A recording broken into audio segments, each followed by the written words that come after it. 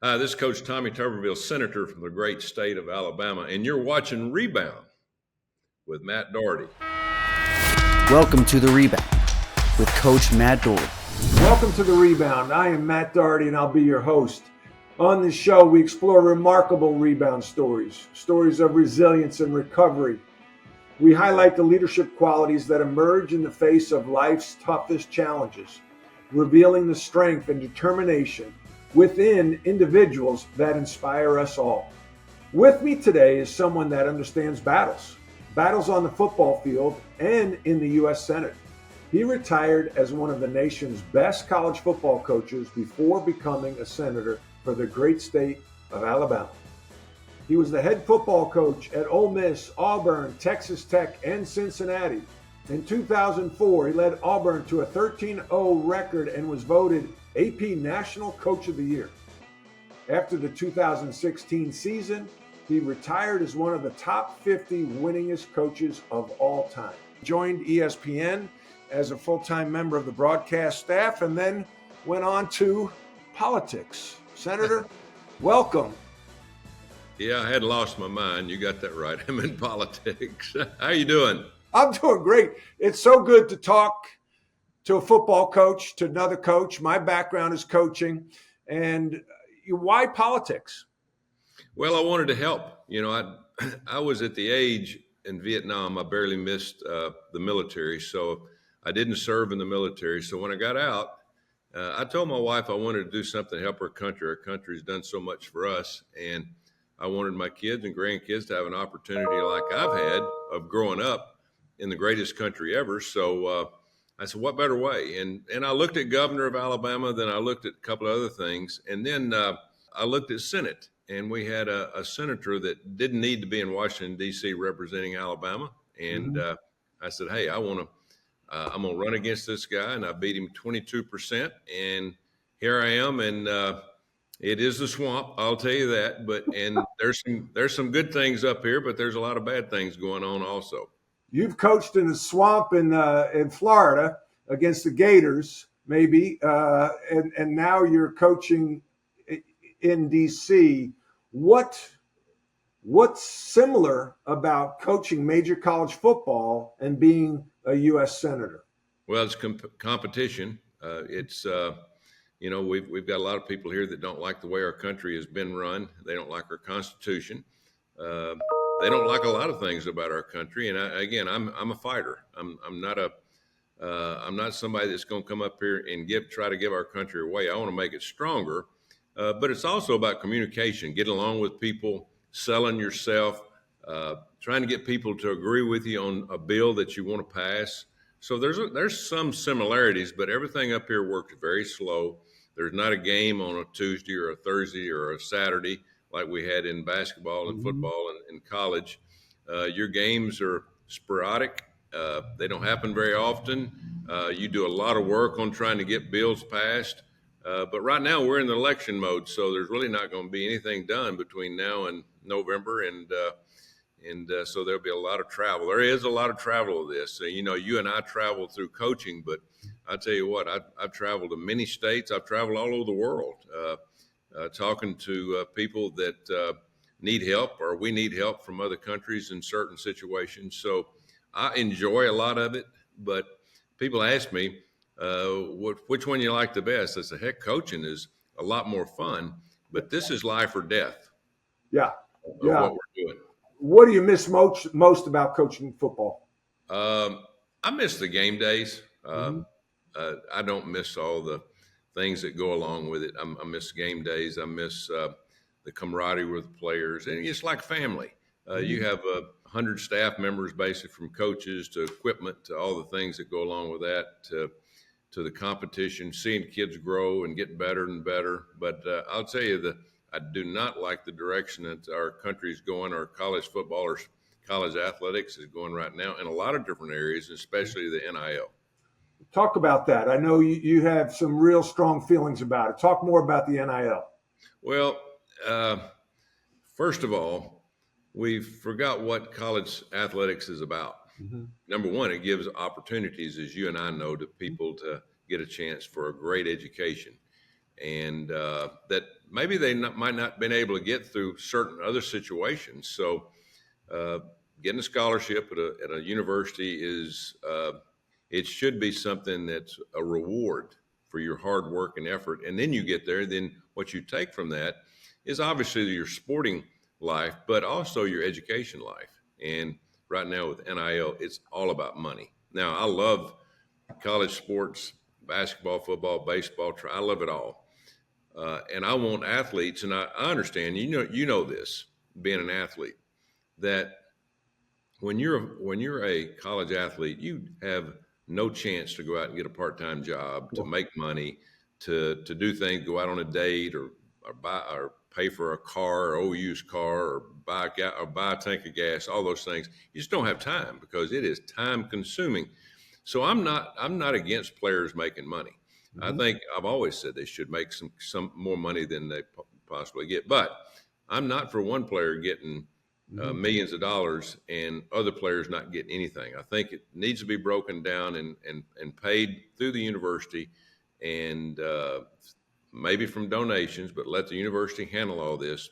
And then I do not agree with this transfer portal where if they think that they just don't like the coach or not getting enough money, or they want to try to get a new contract for more money, that they just jump up and run to another school. I do not like that because it teaches a kid to quit. And this is about teamwork, hard work, dedication, work ethic. All those things go along with it.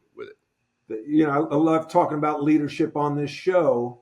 So what happened? Where was the leadership? Where was the void when all this kind of collapsed? We gave up on transfer portal. We let players just go, and we started paying them through the NIL, and there was really no direction. It was technically not supposed to be used as a recruiting inducement. Where was the leadership, the void in leadership of the NCAA at the time?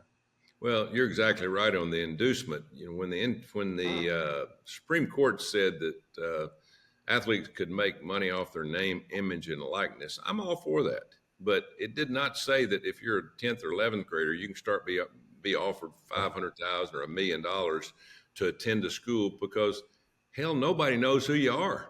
Right. I mean, you can't sell yourself. You might have the prospects of being an excellent player down the road, but to me, you need to get to that university and create your own situation where people say, yeah, I want you to come and advertise for our car dealership or our restaurant.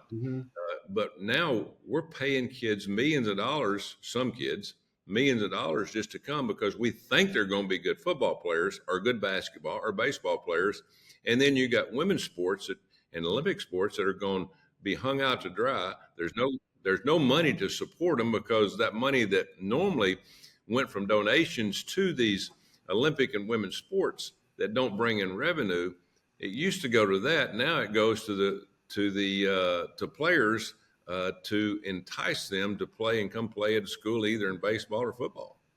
Well, I know you're also big on Title IX, very involved in Title IX. Matter of fact, correct me if I'm wrong, your first coaching job in Harmony Grove High School in Camden, Arkansas, your hometown, was coaching a girls' basketball team. Is that correct? Well, that was one of my duties. I had junior girls basketball along with track and football. And, you got to start somewhere. And was that an experience, coaching junior girls basketball? It was a lot of fun. But it was something else to deal with a bunch of young girls at that age, knowing that they're very competitive and they love to win. They love to play. They all wanted to play at the same time. But all those things put aside, Title IX in my lifetime has been one of the most successful laws that's come out of Washington, D.C. It allowed women at any age to have the same access to facilities, coaches, revenue. You couldn't be left out.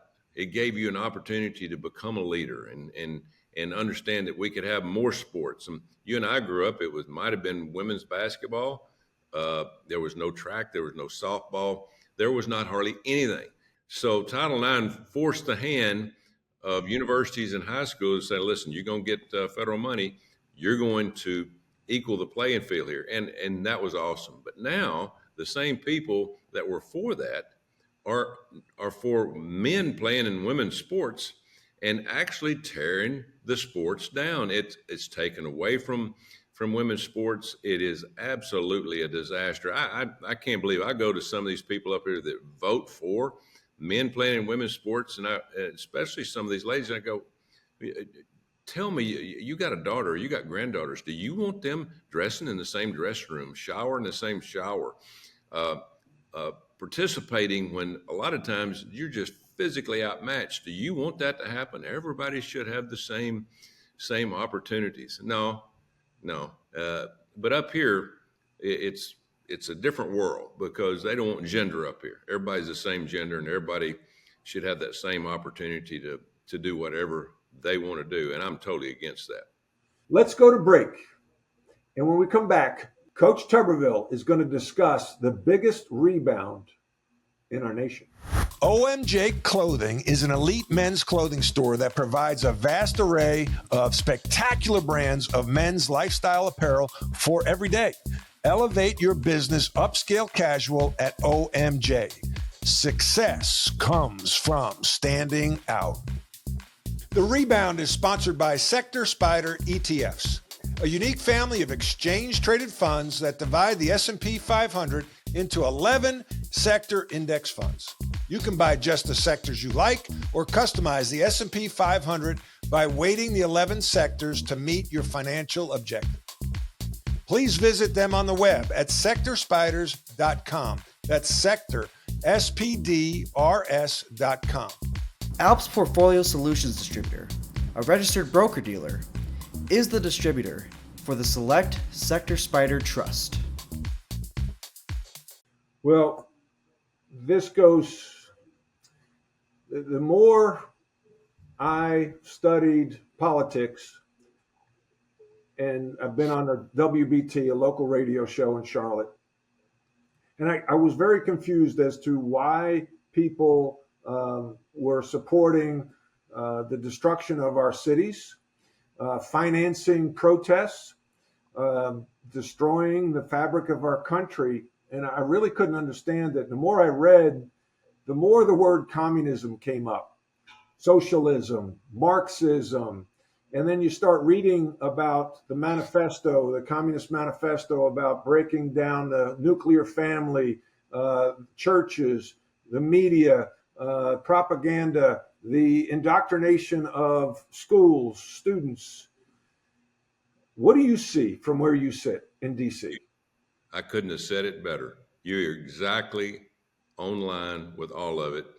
It's a different world that a lot of these people up here want for the United States of America. First of all, I call them globalists, and most people probably, I don't know whether you know what a globalist is. The people out there, globalist is somebody that doesn't want any borders anywhere. Everybody is in the same country. Anybody can go anywhere they want, do anything they want. And right now, we've got globalists that are running our country because we have no southern border. We have thousands coming across a day. Some people are good, but most we're getting from other countries are garbage. People's criminals, convicts, they're emptying their jails or prisons, and they're coming to the United States of America. But they want a one world government. They want United States is they're the big apple left. Europe is gone.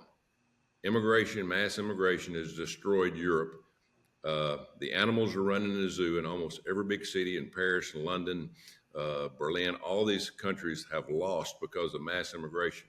The only one left is the United States of America. And they want the same thing that's happening in Europe right now. Bad crime, recession, people controlling the streets, dirt everywhere, trash everywhere. And the elite are the only ones that have the power. Well, they want the same thing here.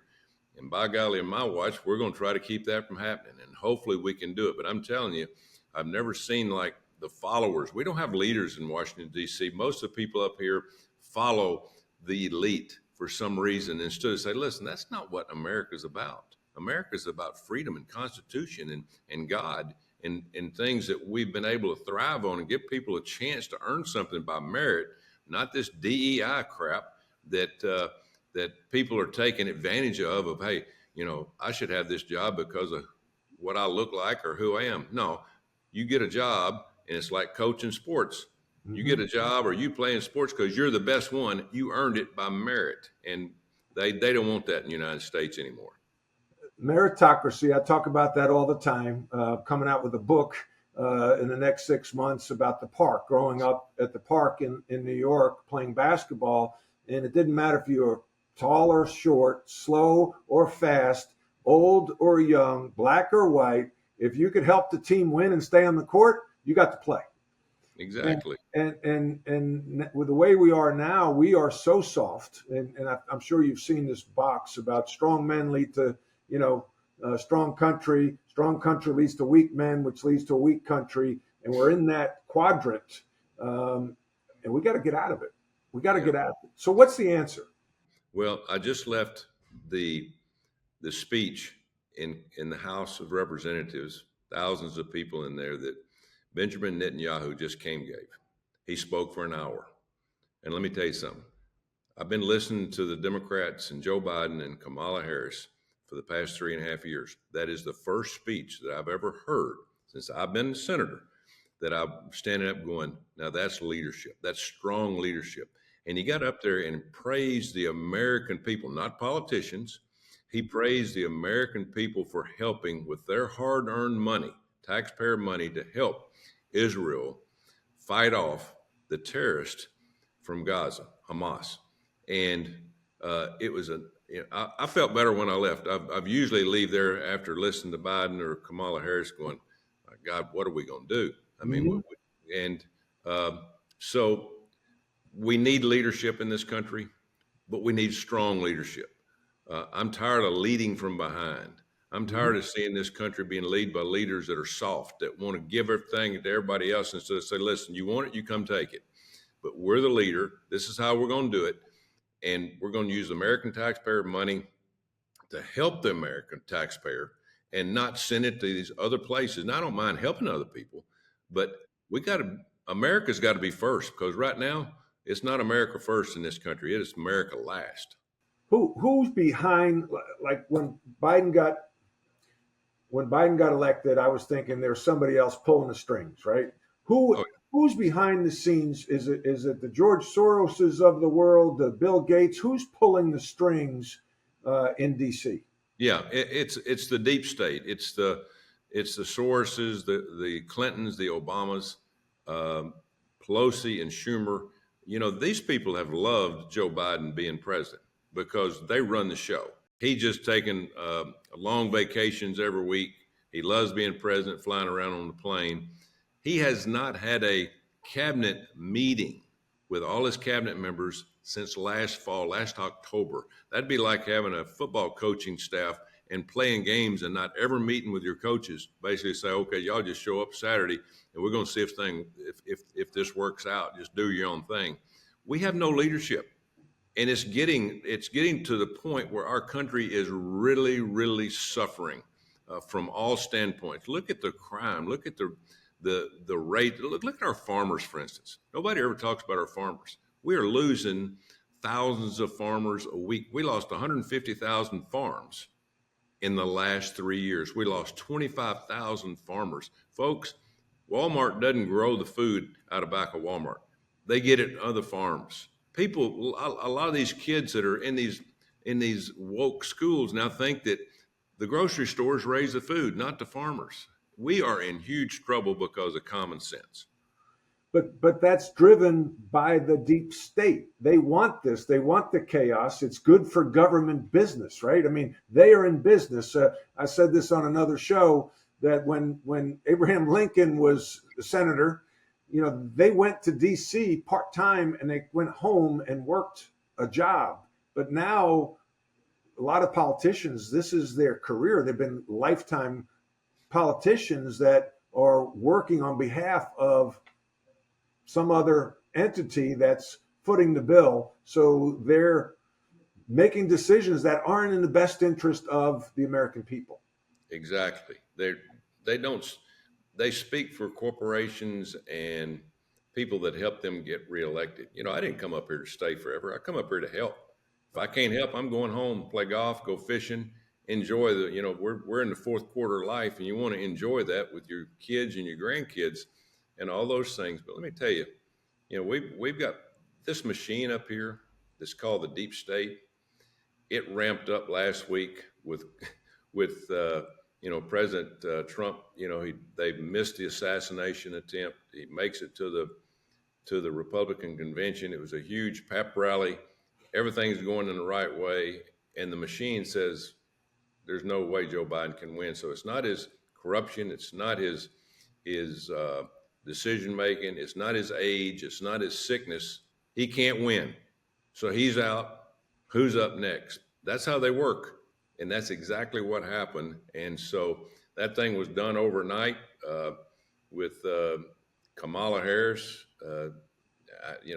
She tells everybody that she's African American. She's not. She's Indian and Jamaican. Well, let's don't get in a race deal. Let's pick out the best person to lead this country. That's what the American people want and they deserve. And hopefully that's what we do in the next 3 months. We pick the right person. Well, Coach, you've been gracious with your time. 2 questions. One, why should we, as conservative Christians, have hope? Well, people ask me everywhere I go speak, whether it's in Arizona, whether it's Nevada, whether it's Texas, Massachusetts, everybody's, Coach, what can you do? When you get up every morning, you get on your hands and knees and pray to God. And when you go to bed, you do the same thing. We got a lot of good people in this country that can help this country. He's the only one that can save us. We're in bad trouble.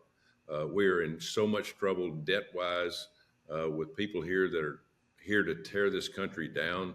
We have no plan. This administration has no plan for the future of our military, of our law enforcement, of how we get out of this $35 trillion in debt. All it is spend, spend, spend. Let's let everybody come in, be happy-go-lucky, and then join this world system one world system that they want. And I don't think the American people want that. We're going to find out come November. Lastly, what question should I have asked you, Coach, that I didn't? Well, you pretty much hit it. You didn't ask me about football season coming up.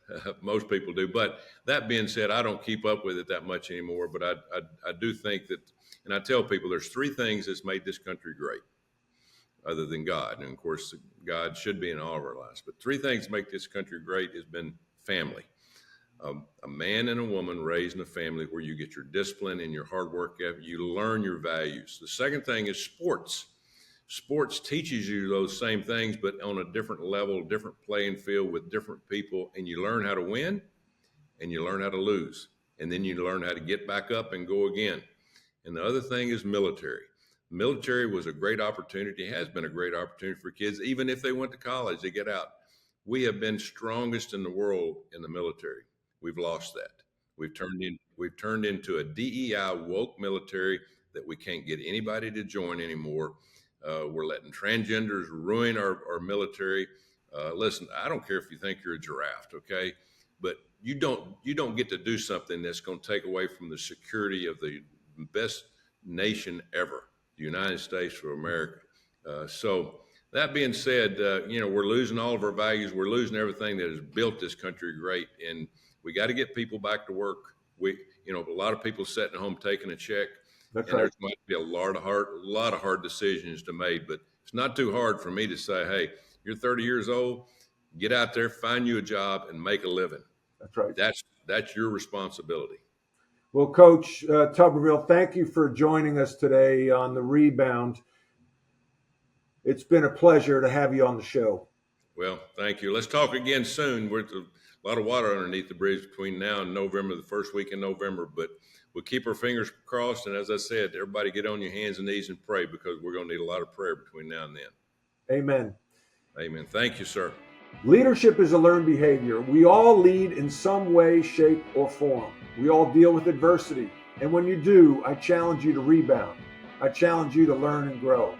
If you would like to contact me, you can reach me at dohertycoaching.com. That's DOHERTY.com. Thanks for tuning in.